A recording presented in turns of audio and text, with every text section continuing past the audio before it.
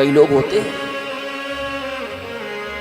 अपने घरों में नारी जाति पर बहुत अत्याचार करते हैं। कई माता बहनें तो उस अत्याचार से इतनी पीड़ित हो जाती हैं कि उन माताओं को आत्महत्या करनी पड़ती है।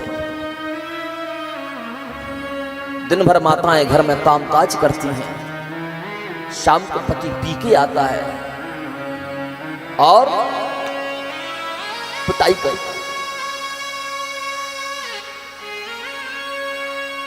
नारी दुर्गा का रूप है,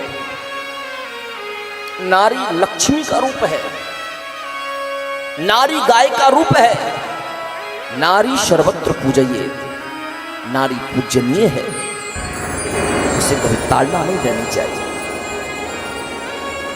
उसका सम्मान करना चाहिए। जब विवाह नहीं होता तो 10 जगह भटकते हो, विवाह हो जाए, विवाह हो जाए।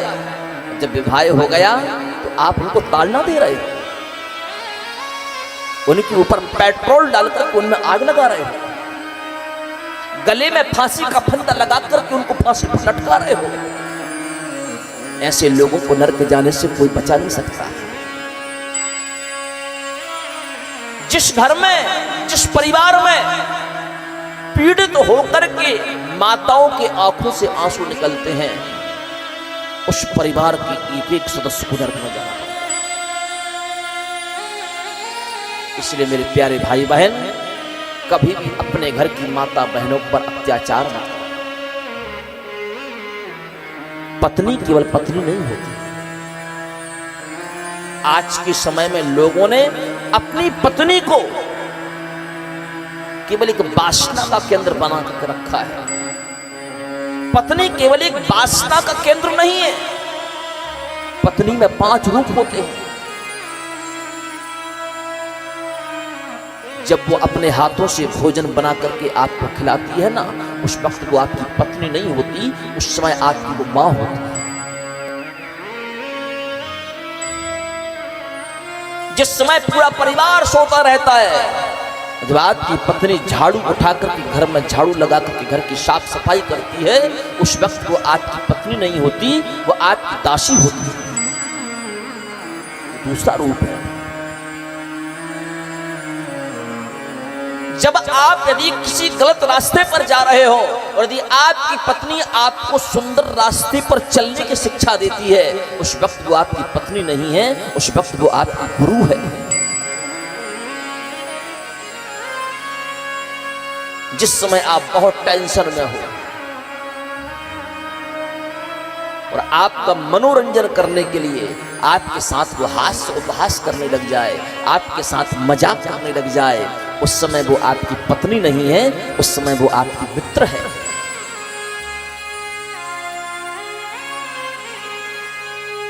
और रात्रि के समय जब पति पत्नी का मिलन हो, तब ये पति पत्नी का रिश्ता कहलाता है। ये 5 रिश्ते होते हैं नारी जाति से।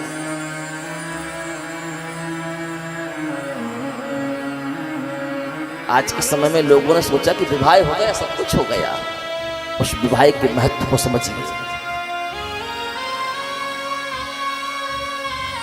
पति पत्नी वासना का केंद्र नहीं, पति पत्नी उपासना का केंद्र है।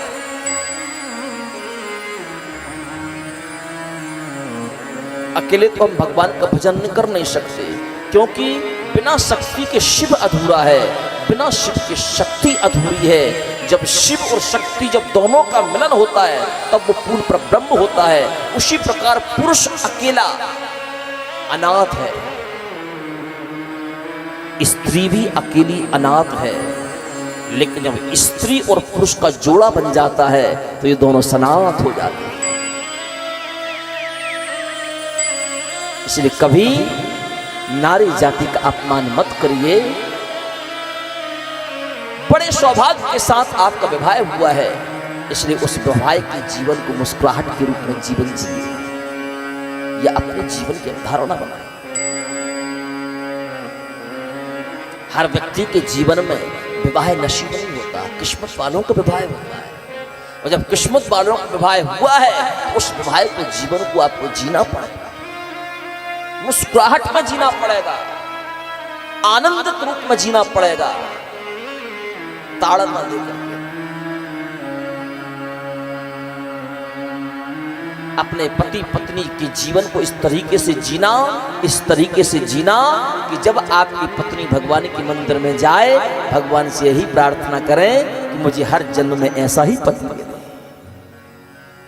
अपनी पत्नी को इतना प्यार करना, अपनी पत्नी से इतनी नफरत मत करना, अपनी पत्नी को इतनी ताड़ना मत देना, इतनी ताड़ना मत देना कि जब आपकी पत्नी भगवान के मंदिर में दर्शन करने के लिए जाए, भगवान के सामने फूट फूट करके रोने लग जाए और भगवान से कहे, विधाता अब तो मैं थक चुकी हूं, अब तू मुझे उठा ले, अब मैं जीना नहीं चाहती।